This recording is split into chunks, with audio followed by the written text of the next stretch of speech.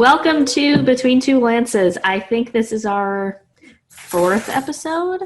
Of course, my dog has to shake and do her thing with her harness on and bark right at the beginning, Of course.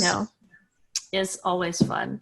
Yes, I might have to I might have to get Marie into here for a second. Here, Marie, come here. Hello. So then she stops. Welcome to Between Two Lances, episode 4. This is Marie Laveau, my co-host. But we have Tammy here with TK Anderson Learning, and she's going to do something different for this Between Two Lances. She's going to actually go through her portfolio with us and answer a bunch of questions that I'm going to ask, and tell us how she made it, what her struggles have been, what she's proud of, just to give everyone some real life insight as to what it takes to actually have a real portfolio for a real business. Thank you, Tammy. Thank you. Thanks for having me on. It's very interesting and exciting experience, so I'm looking forward to it. Yeah, and this is just whatever you want to share about it. We'll just have a casual chat about it. Don't be worried about having perfect answers, because really what we're trying to do at IDLance is just give a real practical view of what life is like to be a freelance instructional designer. Because there's all this stuff out there, and there's all those thought leaders and super pros who are just out there, and they're helpful, but also sometimes it makes it so glamorized and makes it seem like things are unattainable. But this is just no, there are real people out there who are making a good living, and they don't have to have some partnership with LinkedIn. It evolved over time. I am never ever going to be completely happy with it. Things happen and break, and so I hope that there's nothing that's a problem when we go through it, but there might be, just because. And that's okay. It's showing real life. And so that's a definitely a lesson to learn, is that you need to maintain your portfolio by monitoring it. Make sure that things are still working the way they were when you first set it up. Yep. All right. So my first question is, what was your absolute first step in setting up your portfolio? Did you come up with ideas of what you wanted to put in it, or did you set up the infrastructure first? What was the first thing that you did?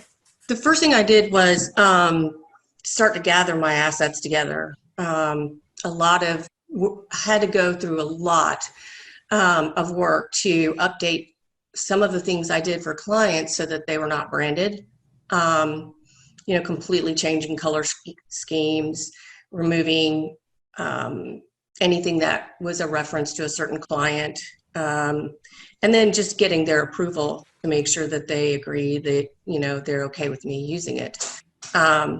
So once I gathered everything, I started looking for a place to park it all so that we could publish it. And Wix was free, and they had some built-in templates. So that's where I started. I just started seeing what it looked like, adding to it, moving it around, and just making it a little better every time. So this is your website, and this is still hosted by Wix, right, for right now? Yep. I mean, at first, we had the free version for a while, but it has the branding on it and everything for Wix. So eventually, over the years, I did invest, and it's an annual subscription. I got it hosted, and it's not that much money, but it's definitely worth it. You said you have future plans for it, of what you're hoping to do. Yes, I am moving from this Wix website over to a Rise course for my portfolio. I've seen it done a couple of times, and it's a really unique, interesting way to present your portfolio, and there's a lot of different options for you to do that. So that's why I'm doing that. We're going to repurpose this particular site for the business not necessarily a portfolio, but for the business for my husband and I, because together we are MT Anderson, Mark and Tammy, which is Nice. why. Yeah, I guess I should have asked right up front. So what is your business situation? Like I have an husband? LLC, but it wasn't like that always. I finally kind of pulled the trigger on that about 5 years ago. Nice. Um, and so, yes, we're, we have a fictitious name and business accounts, and we set it up like a business. For sure, though, we've had a few clients where we went out and won the contract, but between the two of us, my husband and I generally work by contracting as instructional designers that are independent for other organizations that are larger organizations. Really, honestly, the reason I do that is for two different reasons. The first is because I really just want to do the work. I don't want to be somebody who manages other people's work. And I don't want to be someone who's constantly trying to market and sell, and get the sale for the contract to win the business. That to me is a whole different skill set and not really the kind of work I want to do. And the second reason is because of the risk. And honestly, some people have a much higher risk tolerance for that than I do. And so, I kudos to those folks who go out and, put in the work up front to win the business and take the risk of maybe getting a much better return on their efforts, but maybe also getting skunked. So that's why we do it the way we do it, and we found that we're much more comfortable doing it that way. Really all about like your personal preference and personality and like what Yeah, you want when to I do. was working as a W-2, role, and I was working at PwC last, and I was there for almost 10 years. And by the time I did leave, I had people leadership roles for several years. And so I think that's one of the things that was just like, I've decided that I like the whole concept of an independent contractor position where they ask you for certain work, you do that work, you get paid by the hour, and then that's it. You're done. You just do your, you show them what you did, and they tell you if they want you to do something different, and then you go do that. So and there's no office drama or no, politics or anything. Yeah. It's really like, okay, you prove that you're in an interview or you're showing your portfolio, you know that you can do it, you prove it to them, you do the job, and then you can either move on or maybe they come back to you for another project. But you don't really have to deal with the whole like, well, I can get promoted if I do this, or I can, For me, in this situation, and I think that's a key for people to understand, is when you don't have to have a performance evaluation meeting with someone to know if you're doing a good job. If you're doing a good job, they'll invite you back. If they don't invite you back, you didn't fit with them for whatever reason. To go back to the portfolio stuff, do you want to show us more about what's on this first page? Yes. So in this section, I just basically talk about a little bit about the history, my history. I did this visual resume, which I thought was really awesome, but it is basically just a point in time. And it is definitely, I like it. I still am proud of it, but I moved on and started moving this kind of work into a different format. But you can see that it kind of is a way to visually demonstrate what I'm doing, who I do it for, what I do when I'm not at work. And then there's animations and stuff in here, and I use humor too. And this is a good way for me to kind of sort of show a little bit of my personality. Most recently, I've done the infographic resume and this is an interesting point as well, as far as the portfolio is concerned, and just basically getting yourself in front of potential employers. it's a little difficult to show when you don't have like, like a W-2 job. You'll go and you'll work for a year, year and a half, 2 years, however long, and then you'll move on to another position. In instructional design as an independent contractor, you're constantly getting contracts with different organizations. So you don't have that sort of linear, sort of sequential way to show what you've done.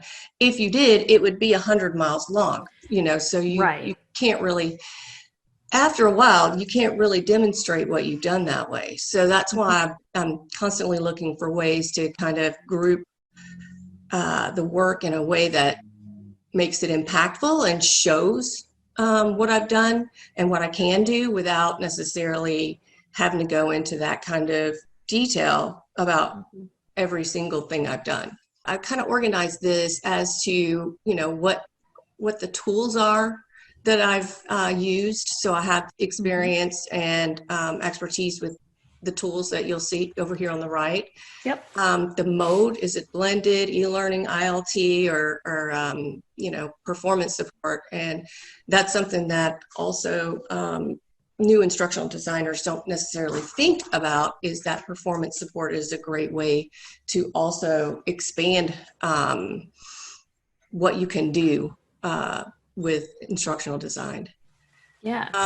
And this is the industry and content, because I wasn't sure, like, how do I group this? Do I group it by industry? Do I group it by what type of learning it was? So I kind of did this table instead, and it shows, what the time frames are, who the organization was that I worked for, and these are the clients I did work for. These are the organizations, the actual companies. Yeah. That's really good. And I bet even just going, like, if doing this a little bit at a time is probably so much better than thinking like, oh, okay, it's time to do my resume. Now I have to remember everything. And you can see that there's a couple of these, the Princeton Review, the Princeton Review, Ellesmere. There are a few of these that I've gotten actually from the eLearning Heroes board. Thought Industries I got from the Slack group, Opportunities channel. Can you remember the name of it? Online Network of Independent Learning Professionals. Yes, she's got it. I can never remember it. But anyway, those are the guys. I've gotten a couple jobs from them. And the Thought Industries one was one that lasted for quite a while. Expudo and Tier 1 have employed me the longest. There was a time when I first was working with Tier 1, I got my husband also on board, and we were both working full time with them. And then the contract was not renewed. And both of us were like, we don't have any work now. And that was definitely a learning experience. And that's one of the reasons why I will try not to just have one client ever. That's just my main, source of income. I would encourage anyone who is getting into this, even if they're coming at it from sort of that academic background and looking at it more of an instructional design solution, graphics, whatever you can do to make yourself independent when it comes to skills with graphics is going to save you money or earn you more money, so that you're not reliant on someone else to do part of the job for you. Not that you wouldn't, you will. There's going to be times when there are some, especially when it comes to finance and some professional services, graphics are like a huge way they tell the story of the content. All of these things that I've done have helped me to be better at having a diverse, being able to handle very diverse content. Although I can't help but say that there is one that I still don't know how I even handled, and that is when I was working at Mind Muse. They had a client that was a franchise funeral parlor. So the visuals on those courses were pretty... that sounds hard. Can't get them out of my head. But having said that, just shows me that I can teach someone how to, climb a ladder safely, like from Home Depot. I can teach someone how to embalm someone if you needed to know about that. Do they have to go inside? Yeah, they showed some really graphic pictures. So Was it just the embalming part, or did they also, was the part of the course they had to do like the makeup too?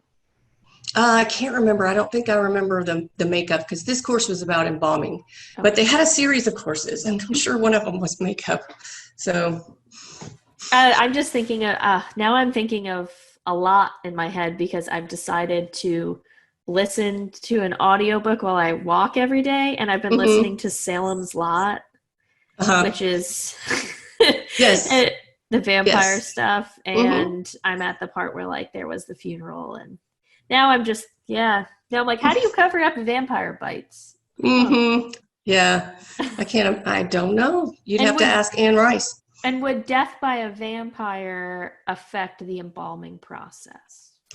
All right, so I'm going to start at the beginning. This is not in chronological order, but first of all, this is this website is a template, and so it says read more, but actually you're supposed to click there and it opens the sample for you. Is there any particular artifact that you are super proud of that you have on here?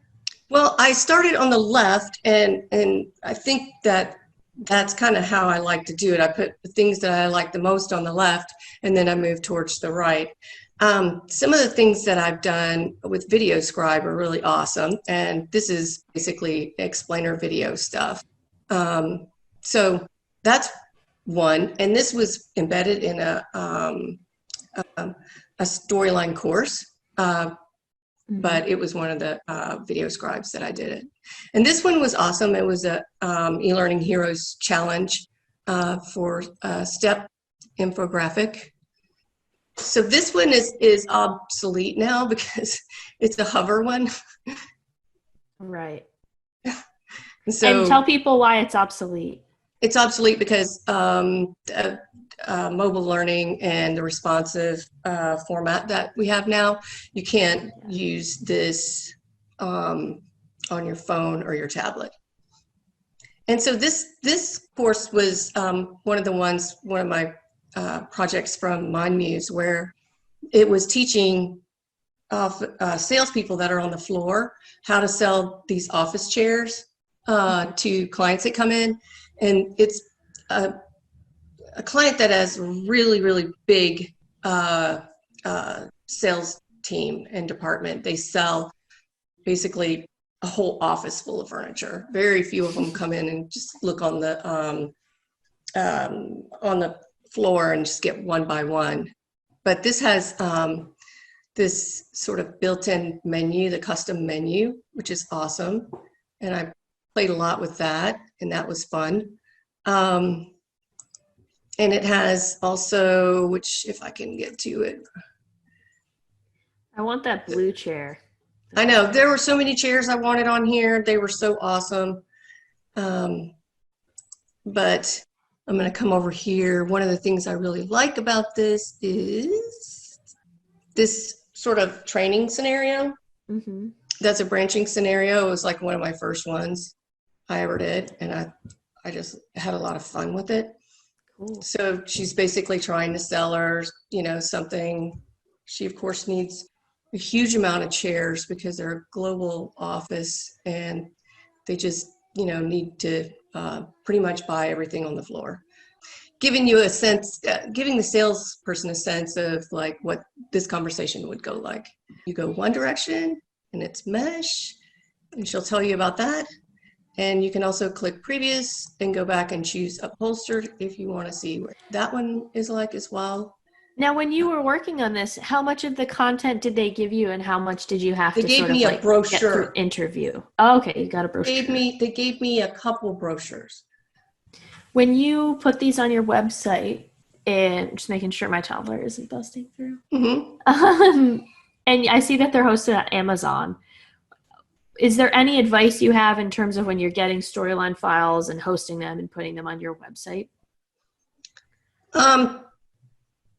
When I first started out, I was using the Dropbox public folder, and it worked perfectly. And so I had samples on eLearning Heroes. I had samples on my portfolio here. I had samples on a Facebook site. I just had them all over the place. And I had to go back once Dropbox stopped making that public folder available. I had to go back and find another solution.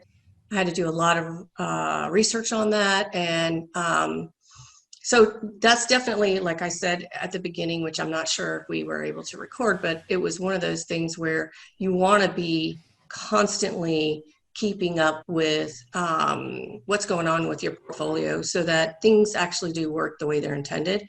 And just make sure you just kind of check it out now and then. Yeah, because you never know. What if you've had someone who's been scoping you out and then they see that it's broken and then they're like, well, if they don't even maintain their portfolio. Mm-hmm. Yeah, I know. I definitely feel that way as well. Your portfolio, its quality really reflects on what someone can expect from your work. I think he's just jealous of my dog. Yeah, really? You think so? No, the guy came to mow the lawn, so it's always a chance for her to let everybody know that he's coming to take our grass. What's her name? Her name is Velvet. Hey, Velvet. Can you see her? Yeah. Hi. And she's a puppy, even though she's grown. And her mom is here too. That's so awesome. I'm a big fan of having animal co-workers. Yes. And then also having them be co-host with you. Yeah, and my dog is like the main reason I actually get out of my office and take a walk. So when you are looking at new contracts and making new connections with new possible clients, do they ever reference your portfolio? Do they look at how often? Not during an interview type situation. Generally, they just have already looked at it and thought that they would like to work with me. So they basically looked at it and said, oh yeah, that's awesome. All right, sure. Having said that, a couple of the samples that I have on my portfolio are because a couple clients needed a sample sort of to consider me for as a contractor for them. One of them was the Princeton Review, and they just paid me for that sample. And one of them was a group called APAS, and their focus is more sort of secondary and university academics. Well, thank you for going through all of this. Is there anything else that you want to say about the portfolio process or your experience with it? With portfolios, you definitely want to continue to update and to put out there your best work. It really needs to shine and show your creativity. I would say that you want to have a portfolio that has a variety on it, so that you're showing, corporate samples, you're showing, if you have academic samples as well, you can show those. I also show design samples as well as development samples so that, basically they can see my work as a designer as well as my work as a developer. I would say that one of the key parts to having a portfolio that stands out is imagery.